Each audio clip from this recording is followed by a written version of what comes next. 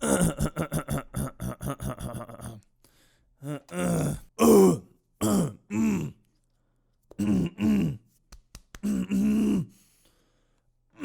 am I even doing right now?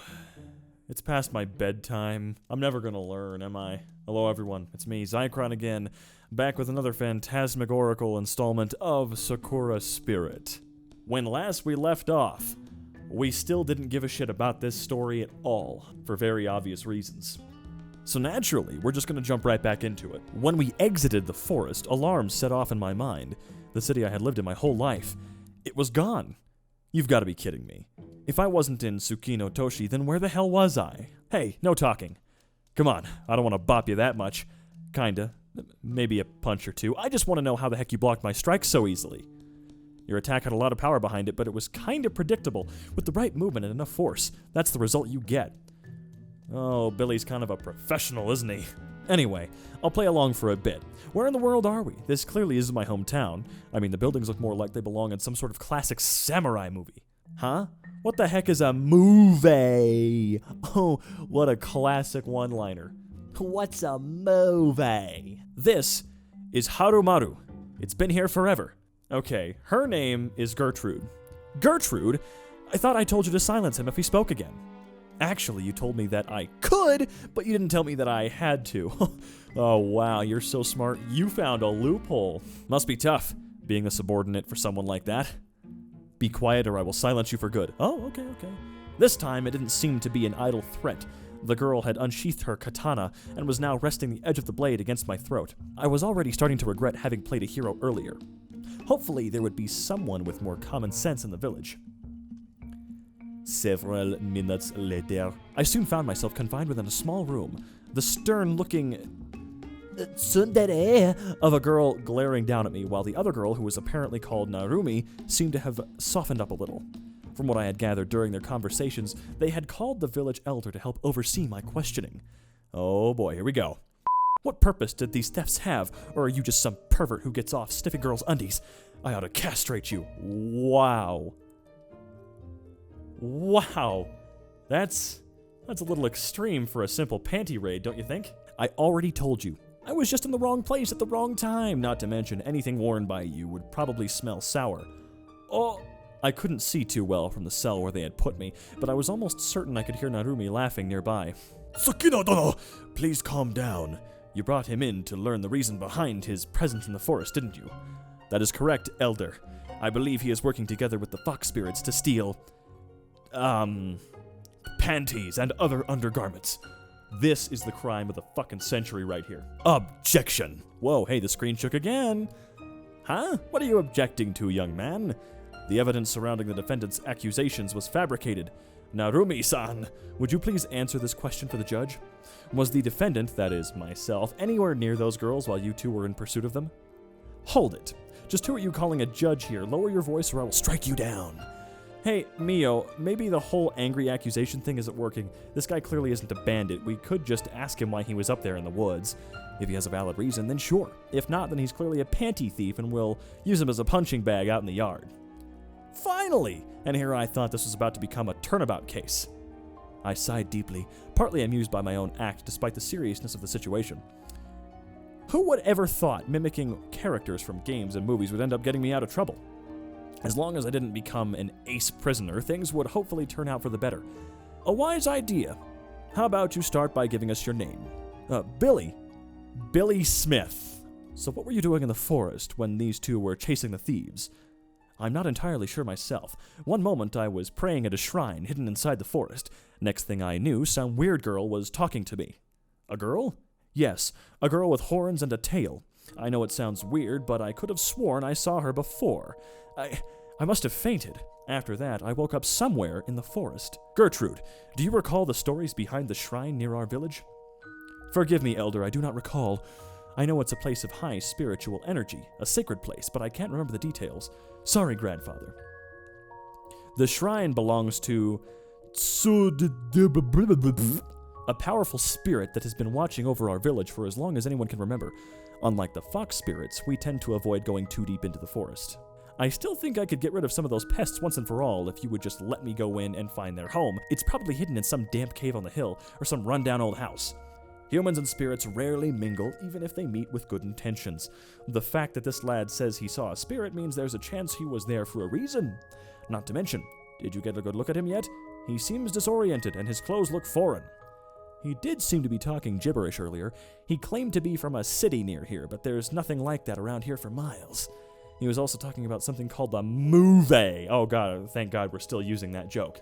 And he used some fighting techniques that I've never seen here before. He's still a pervert. Thank you. I'm not a pervert. It's perfectly natural for a guy my age to be curious about certain things. Besides, if you're talking about how the panties ended up on my face, I had nothing to do with it, tyrant. What did you just call me? I ought to smash you to pieces, you brat. Ooh, I'm so scared. Oh, wait, now that I think about it, those two foxes did look like they were just abandoning them. But, grandfather, what does this all mean? I can't be certain. However, I believe it is unlikely that he's working together with the fox spirits. Still, I have never heard of any human to come upon a spirit such as I dare say he might not even be of this world. Wait, are you trying to say that I'm in a different world now? That would be the most logical explanation. Would it really, though? I mean, for real? In what world would that be considered logical? Thank you, Billy. But I have an important tournament to participate in 2 weeks from now. Well, no one has ever experienced something like this before. We'll have to think of how to deal with you, or if it's even possible to get you back to your own world. In the meantime, a night in the cell won't hurt. He did assault a village guard, and he resisted arrest. He could stay here until he rots for all I care, but I suspect the Elder will wish to have a talk with you soon. I'm going to clean myself off. I suggest you do the same. I would take offense for implying that I stink, but that was one hell of a run. Those fox spirits run fast. I would still like to know more about those techniques. Takahiro-san, if you do happen to stick around, I might want to go a few rounds with you. If you know what I mean. Sorry about that. Sometimes my eye twitches. It's not like I'll be going anywhere for the time being. It is only for a few hours while we discuss what to do with you. A person such as yourself would end up causing quite the commotion amongst the villagers, so it's necessary to convince them that you mean them no harm before we release you. And that was how I found myself stuck in a jail cell while the people responsible for my situation left to deal with personal errands. Oh boy, oh wow, that's a knee slapper. This sucks.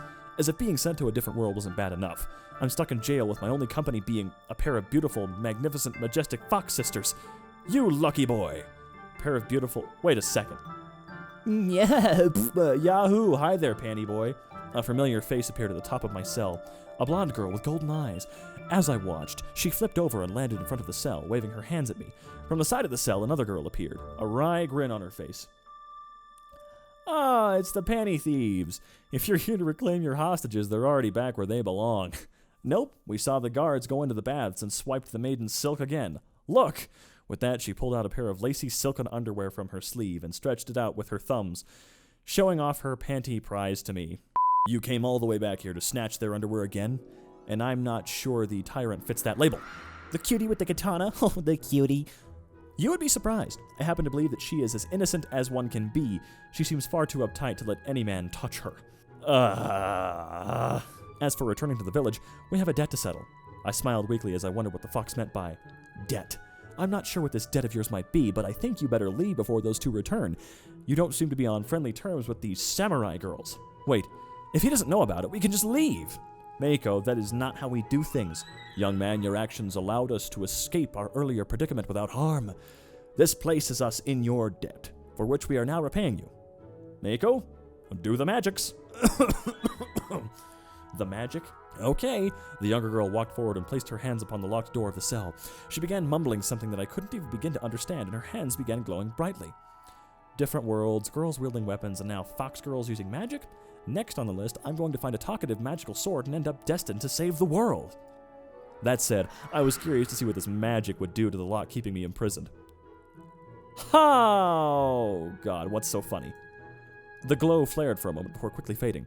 There was a hiss and then a sizzle, and the lock dropped to the floor in a mess of melted metal. Well done, you did very well. Relax for now, all right? I'm not sure what I'm supposed to be most surprised about. The fact that a girl just melted a steel lock, or the fact that I'm starting to accept that this is normal. This level of magic is extraordinary. Meiko-chan is quite gifted. But as I said, we're here to settle our debt. If you would like, we can escort you back to the forest where we first encountered you. I do, however, suggest that you decide quickly. The guards do not bathe for long. I should know. I have observed them for a while. And I'm the pervert. Well, I don't plan on sticking around, so I'll gladly accompany you two out of here. Maybe I'll be able to find my way back home. Lead the way, peeping Tammy. Machiko, not Tammy. Billy. But I suggest we keep the introductions for later. Very well then, Billy. Follow. As I was stepping out of the cell, the sound of a familiar voice boomed in the distance. Thieves! Crafty fox kleptomaniacs, I'll skin you alive! I think that's our cue to get out of here. Oh, what a knee slapper again, am I right, folks? And with that, the three of us darted out of the prison. What the fuck do I expect at this point? And that's just about all I can take of this game for the evening. As per usual, if you even somewhat enjoyed the video, consider dropping a like, and if you really enjoyed the video, consider subscribing. And until we continue our journey with these two tittied fox lady things, I'll be seeing you.